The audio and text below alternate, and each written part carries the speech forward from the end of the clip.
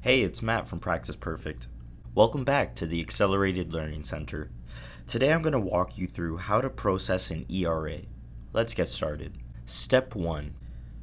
So you've treated a patient, submitted a claim, and received an ERA from a payer. It's time to post it to Practice Perfect.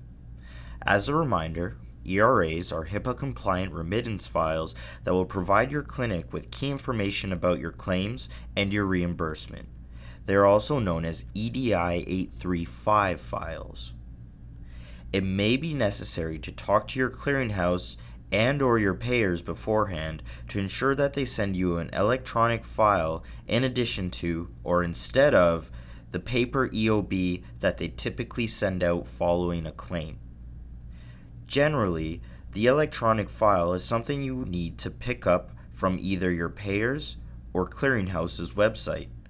And unless you moonlight as a tech wizard, you're going to need the help of a software like Practice Perfect to open them up. Before you can process your ERA, you must adjust some settings in Practice Perfect so that the system knows how to allocate the funds. Select Settings and then EDI 837 Invoice Settings from the menu bar at the top of your screen. Take note of the EDI 835 Remittance section at the top of the panel. You must select the corresponding payment method for incoming checks, direct deposits, other payments, and write-offs. The rest of this panel deals with EDI 837 submissions, so we won't worry about that for now. Step 2. Afterwards, you need to get a hold of the ERA from your clearinghouse website. The format of the file depends on your clearinghouse. In this example, it's a zip file. In any case, download it, locate it on your computer, right-click it, and select Extract All if it's a zip file. Step 3. Select Actions and then import EDI 835 Remittance from the menu bar at the top of your screen. The following panel will appear. The very first field you'll be completing in this panel is Remittance File. Click the little folder icon to reveal the File Explorer and proceed to locate the ERA folder that was extracted from the zip file. You'll find the remittance file itself in that folder.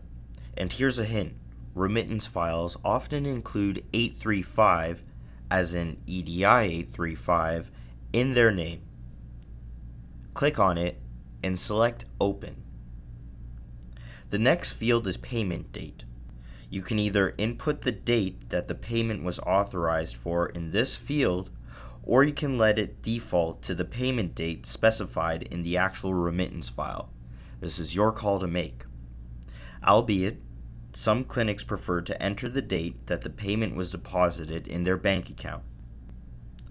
The big blank box below is used to show you the information in your ERA as it's being processed.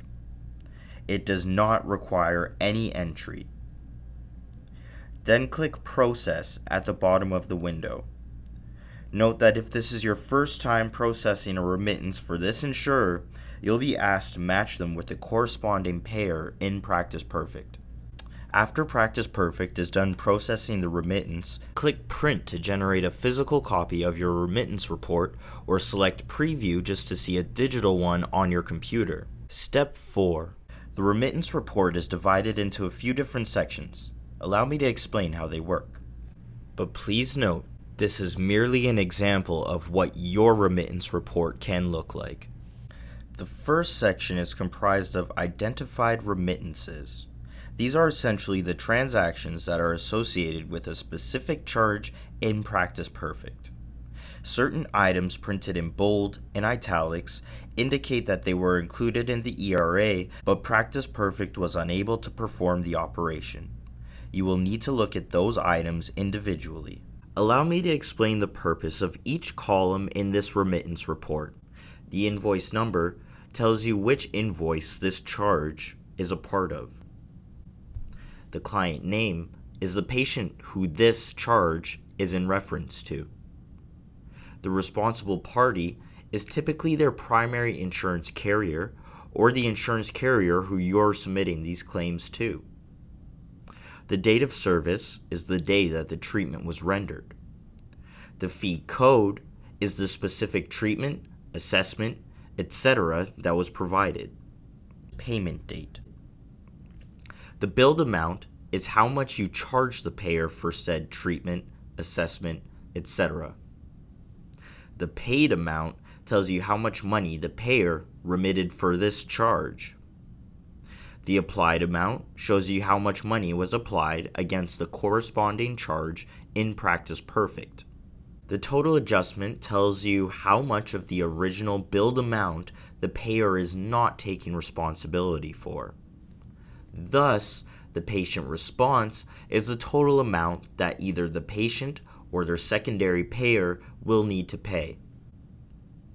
The explanatory code in the rightmost column will explain why the payer paid what they did and the reasons for any adjustments.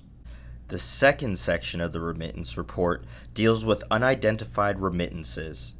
There are certain situations where a remittance can be considered as unidentified. This can happen when changes were made to the charge after the claim was submitted, or when the patient's name on the remittance is different from their name in Practice Perfect, in which case you should change the name in their client profile so that it matches the one on the remittance report and ensure that it processes it correctly the next time.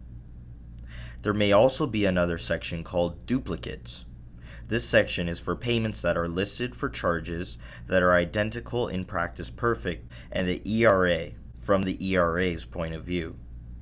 For example, this can happen when the ERA doesn't mention the incident or the provider. So if the same CPT code is used on two separate incidents on the same day, the payment will be registered as a duplicate. Well, that's all for this one. Thanks for visiting. Be sure to check out the other accelerated learning videos at practiceperfectemr.com. Bye for now.